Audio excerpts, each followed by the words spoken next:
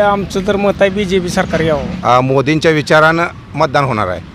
मोदींच्या विचारानं हां, भाजपच्या विचारानं उमेदवारी कुणाला का असेना, हां. पण कमळ ही चिन्ह असल्यामुळे लोक कमळ चिन्हावरच मतदान करणार. रामावर सगळी श्रद्धा आहे. काय त्याला मंदिर बांधलं मग काय त्या घरच्या खिशातनं पैसे घातले ते या चोराजने आज हाकलून काढायचे यंदा दाखवाय सगळं. कोणी जरी असला तर कमळाला मतदान होणार. कमळ आहे का? कमळ घेऊन आला तर मग मतदान करणार. ज्या पवार साहेबांनी 70,000 कोटीची कर्जमाफी दिली त्यांना इसरून अजिबात चालतच नाही. आणि ह्या भाजपवाल्यांनी सगळे उद्योगपतीची कर्जमाफी केली, पण शेतकऱ्याला अजिबात काय केलं. उमेदवार कोण आहे ही न बघण्यापेक्षा कमळ ही चिन्ह बघून मतदान होणार आहे. मोदी साहेबाला बघून कमळाला मतदान होणार आहे. नाव सुद्धा काढायचं नाही मोदीचं. पेन्शन घेऊन खुश नाही का मग?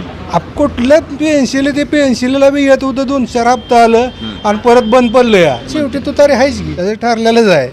कमळाला सहकार्य करायचं.